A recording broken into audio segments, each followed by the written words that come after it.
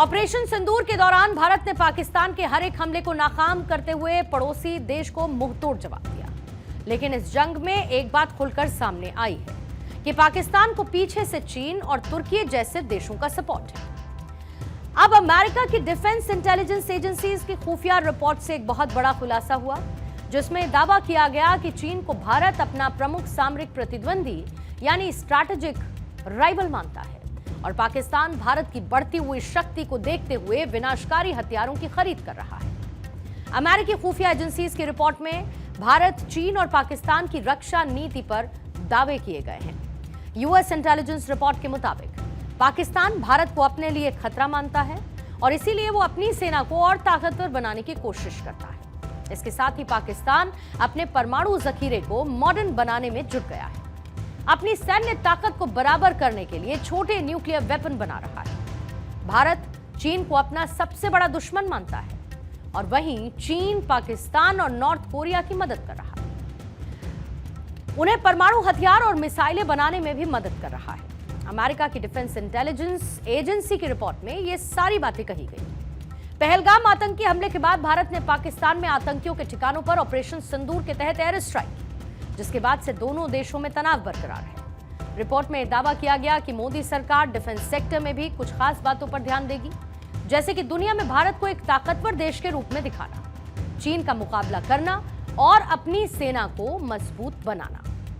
भारत जिस तरीके से अपनी मेड इन इंडिया नीति को 2025 में और तेजी से लागू कर रहा है, जिससे हथियारों के निर्माण में आत्मनिर्भरता बढ़ सके और भारत एक बड़े डिफेंस एक्सपोर्टर के तौर पर अपनी धमक दुनिया को दिखा सके, उसकी झलक पिछले कुछ सालों में साफ दिखाई भी देती है।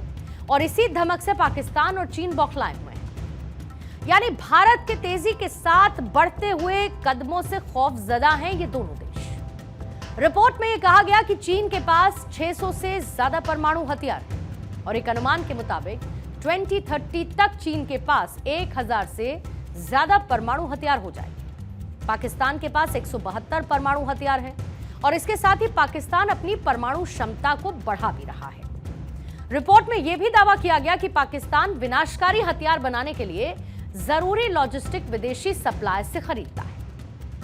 2025 वर्ल्ड वाइड थ्रेट असेसमेंट दस्तावेज, जो कि डिफेंस इंटेलिजेंस एजेंसी यानी DIA ने तैयार किया, जिसमें पाकिस्तान, चीन और भारत से संबंधित सुरक्षा और सैन्य खबरों का एनालिसिस किया गया है। इसमें तहरीक-ए-तालिबान पाकिस्तान यानी TTP और बलोच लिबरेशन आर्मी यानी BLA के संघर्ष का भी जिक्र है।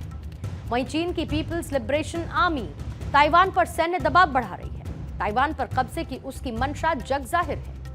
इसके साथ ही चीन साइबर अटैक के जरिए अमेरिका और उसके सहयोगियों की संवेदनशील जानकारी चुरा रहा है।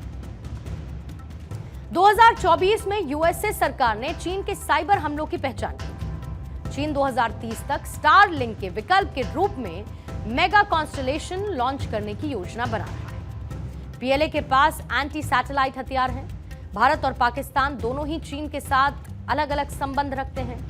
पाकिस्तान चीन का करीबी है, जबकि भारत चीन को राइवल मानता है। फेडरेशन ऑफ अमेरिकन साइंटिस्ट ने साल 2023 में एक रिपोर्ट जारी की, जिसमें पाकिस्तान के न्यूक्लियर प्लान से जुड़े हुए कई राज खोले गए। इनमें यह भी बताया गया कि पाकिस्तान ने अपना परमाणु हथियारों का जखीरा कहां पर छिपा कर रखा है। रिपोर्ट में दावा किया गया कि पाकिस्तान इस दिशा में काम कर रहा है ताकि हर साल लगभग 14 से 27 और परमाणु हथियार बना सके। आप सोचिए, एक तरफ पाकिस्तान में खाने के लाले पड़े हैं, बिजली बिल से लेकर पेट्रोल डीजल से लेकर दाल चावल आटे, रोजमर्रा की जरूरी चीजों की बढ़ती हुई कीमतों से पाकिस्तान की आवाम परेशान है। हर साल पाकिस्तान चीन, अरब और बाकी मुस्लिम देशों से मदद की भीख मांगने के लिए पहुंच जाता है।